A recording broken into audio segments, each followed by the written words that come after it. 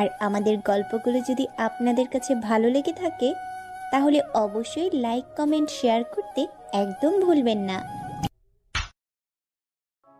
Class শেষ করে বের হব, তখনই দেখি মায়া নামের মেয়েটা একটা ছেলেকে বেরহেমভাবে হকি স্টিক দিয়ে মারছে, আর সবাই তাকিয়ে তাকিয়ে সেই দৃশ্য দেখছে, কিন্তু কেউ ছেলেটাকে উদ্ধার করার জন্য এগিয়ে যাচ্ছে না। কি যুগ আসলো রে বাবা, মেয়ে ছেলেকে হকি দিয়ে পিটাচ্ছে। এই কুত্তার বাচ্চা, তুই আমার বান্ধবীকে কোন সাহসে প্রপোজ করেছিস?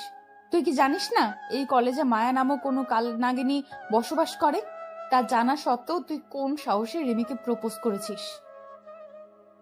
মায়া, আমার ভুল হয়ে গেছে, প্লিজ প্লিজ আমায় ক্ষমা করে দাও এবারের মতো। হারামির বাচ্চা, তুই আমার নাম মুখে নিলি কোন সাহসে? বলে উদুল কেলানি শুরু করে। আজ তোকে একদম জমের বাড়ি পাঠিয়ে দেব। ছেলেটাকে মারতে মারতে আদমরা করে ফেলে। সবার মতন আমিও হা করে মেয়েটার কার্যকলাপ দেখছি। তাছাড়া কি আর করার আছে আমার? একে তো কলেজে নতুন, তার উপরে কলেজের কে কেমন সেসব তো কিছুই জানি না। আর মেয়েটাকে যেহেতু কেউ আটকাতে সাহস পাচ্ছে না, তাহলে মেয়েটা বড় কোনো কিছু হবে। হয়তো তার বাবা খুব প্রভাবশালী, ছেলেটাকে মেরে আধমরা করে মাটিতে ফেলে রেখেছে। ছেলেটার জন্য খুব মায়া হচ্ছে, কিন্তু কি করব, আমিও যে নিরুপায়, তাই চুপ করে দাঁড়িয়ে রইলাম। হঠাৎই দেখি কলেজের গেট দিয়ে কয়েকটা কালো গাড়ি প্রবেশ করলো। পরে গাড়ির দরজা খুলে ভিতর থেকে কয়েকটা দানব বেরিয়ে আসলো, যেগুলোর উচ্চতা কম হলেও 6 ফিট, তার কম হবে না কেউ। মানুষরূপী দানবরা, সব কয়টার হাতে অস্ত্র, তাও যেমন সেমন অস্ত্র না, সবগুলো ছিল মোহর মারা অস্ত্র, যেগুলো দেখলেই মানুষের কলিজা শুকিয়ে যাবে।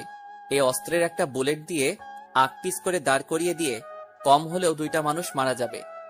ওদের দেখে সবাই দৌড়ে কলেজ ক্যাম্পাসে ঢুকে গেল। আমি ঠাই সেখানে দাঁড়িয়ে আছি।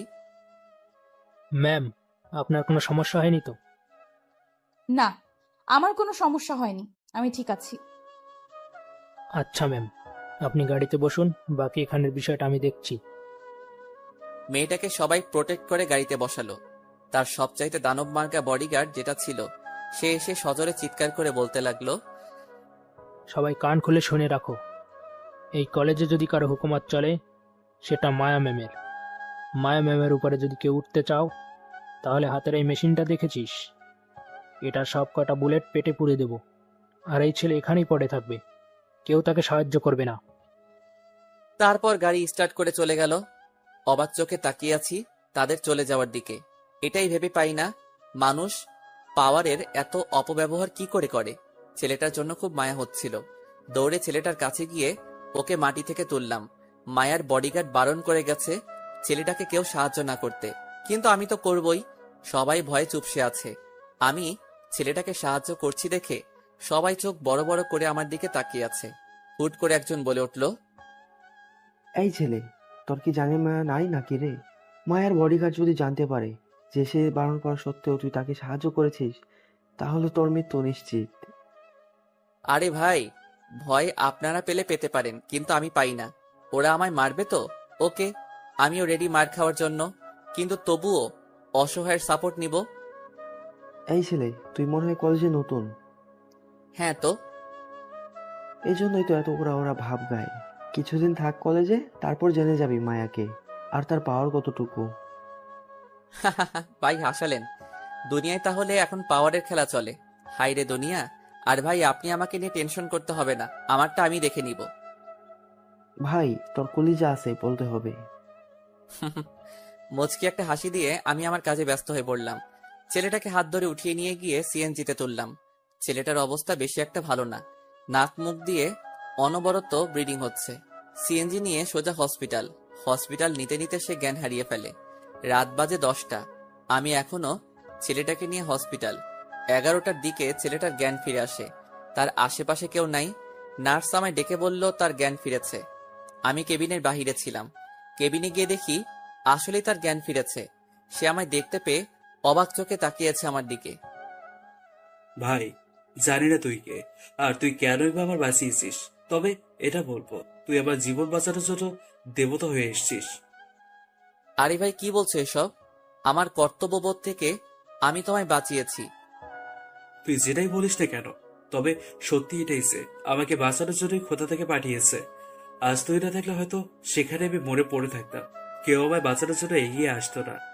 আর তার থেকে বড় কথা, তুই এখনো হসপিটালে আমার জন্যই পড়ে আছিস। কে ভাই তুই, আর কোথায় থাকিস?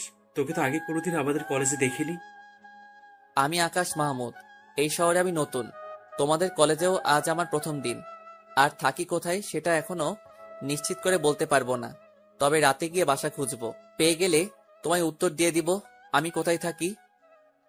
ভাই তুই শহরে নতুন, তোকে হয়তো কেউ। আমি আকাশ মাহমুদ। এই শহরে আমি নতুন। তোমাদের কলেজেও আজ আমার প্রথম দিন। আর থাকি কোথায় সেটা এখনো নিশ্চিত করে বলতে পারবো না, তবে রাতে গিয়ে বাসা খুঁজবো। পেয়ে গেলে তোমায় উত্তর দিয়ে দিব আমি কোথায় থাকি। ভাই তুই শহরে নতুন, তোকে হয়তো কেউ বাসা দেবে না, তবে তোর চিন্তার কোনো কারণ নেই। আমি আছি তোর পাশে। তুই আজ থেকে আমার ঘরে থাকবি। থাকা খাওয়া নিয়ে কোনো টেনশন নেই তোর। আরে ভাই কি বলেন, আমি বাসা খুঁজে নিব, তোমার শুধু শুধু টেনশন করতে হবে না। ভাই মনে আঘাত দিস না। তুই আমার জন্য যা করেছিস, বললাম তো, সেটা কেউ করতো না। প্লিজ তুই না করিস না। আচ্ছা ভাই, তোমার বাসাতেই থাকবো। খুবই খুশি হলাম রে। আচ্ছা, তুই কোন ইয়ারে অ্যাডমিশন নিয়েছিস? আমি অনার্স দ্বিতীয় বর্ষে অ্যাডমিশন নিয়েছি। আরে কি বলিস, তাহলে তো তুই আমার ক্লাসমেট। হ্যাঁ। তাহলে তুই আমার সাথে ফর্মালিটিস কেন দেখাচ্ছিস? তুই করে বল। আচ্ছা ঠিক আছে, কিন্তু তোর নামটাই তো জানা হলো না। তোর নাম কি রে? আমার নাম প্রান্ত। তোর বাসায় কে কে আছে রে? আর আগে কোথায় থাকতি? বাসায় কেউ নেই। আর আগে কোথায় থাকতাম বলতে, একটা বাসা ছিল আমার, কিন্তু সেটা সমস্যার কারণে ছেড়ে দিয়ে চলে আসছি। আচ্ছা তুই চাপ নিস না, তোর বাসায় আমি আছি। যখন যা লাগে আপন ভাই হিসেবে আমায় বলবে। আর এখন ডক্টরের সাথে কথা বলে চল, বাসায় চলে যাব। আরে প্রান্ত, কি বলছিস তুই? তোর শরীর ভালো না, তোর হসপিটালে থাকা উচিত, কিন্তু তুই বাড়ি যেতে চাইছিস কেন? দোস্ত, বাসায় মা আর ছোট বোনটা একারে। আজ সারাদিন হয়তো অনেক খোঁজ করেছে আমার। এখন না গেলে খুব টেনশন করবে রে। কি আর করা, প্রান্তর জন্য ডাক্তারের সাথে কথা বলতে হলো। পরে ওকে নিয়ে ওর বাসায় চলে গেলাম। বাসায় যাওয়ার সাথে সাথে তো প্রান্তর মা, সে কি কান্না! আরে মা, কান্না করছো কেন? দেখো, আমার কিছুই হয়নি, শুধু একটু অ্যাক্সিডেন্ট করেছি। প্রান্ত ওর বাসায় মিথ্যা বলেছে, তবে কারণটা আমি জানি। সে হয়তো বাসায় টেনশন দিতে চায় না। সে তার মায়ের সাথে আমার পরিচয় করিয়ে দিল। মা, আজ থেকে আকাশ আমাদের বাসায় থাকবে। এই ছেলে না থাকলে আজ তোমার ছেলে হয়তো মরেই যেত। আর তাছাড়া ওরও থাকার জায়গা নেই। শহরে এসছে লেখাপড়া করার জন্য। আজ প্রথম দিন ক্লাস করে বাসা খোঁজ করার কথা ছিল, কিন্তু সে সারাটা সময় আমার সাথে না খাইয়ে হসপিটালে কাটিয়েছে। বাবা, তোমায় কি বলে যে ধন্যবাদ দিব তা আমার জানা নাই, তবে আজ থেকে এই বাসায় তুমি আমার ছেলের মতোই থাকবে। ওনার কথা শুনে ভিতরটা খুশিতে ভরে গেল। নিজের মা নাই, কিন্তু অন্য একটা মায়ের মতন মানুষকে পেয়ে গেলাম। প্রান্তর মা খাবার দাবারের ব্যবস্থা করলো, দুজনে মিলে খেয়ে নিলাম। প্রান্তর মা ওকে খাইয়ে দিচ্ছে। এটা দেখে নিজের জন্মদাত্রী মাকে খুব মিস করতে লাগলাম। চোখ মুখ পুরো কালো হয়ে গেল। এটা হয়তো প্রান্তর মা বুঝে নিয়েছে। বাবা, আমি কিন্তু কিছুটা আন্দাজ করতে পারছি। তোমায় আগেই বলেছি তুমি আমার বাসায় আমার ছেলের মতোই থাকবে। হ্যাঁ করো, আমি তোমায় খাইয়ে দিচ্ছি। উনি আমায় খাইয়ে দিচ্ছে, চোখের জল যেন ঝর্ণার মতন বয়ে পড়বে এখন। তাও নিজেকে কন্ট্রোল করে নিলাম। খাওয়া দাওয়া শেষে আমাকে একটা রুম ঠিক করে দিল। বাবা, আজ থেকে তুমি এখানেই থাকবে। রুমে এসে নিজের ব্যাগটা রেখে বিছানায় গা এলিয়ে দিয়েছি। সকালবেলা ঘুম থেকে উঠে নামাজ পড়ে নিলাম। পরে রেডি হচ্ছি কলেজের জন্য। তখনই প্রান্তর আম্মু এসে বলল, আকাশ নিচে নাস্তা লাগিয়েছি, যাওয়ার আগে খেয়ে যাবে কিন্তু। আচ্ছা আন্টি। নাস্তা করে আমি কলেজে চলে আসলাম। প্রান্ত কলেজে আসেনি, আর আসবেই বা কি করে? মায়া গতকাল তার কি হাল করেছে।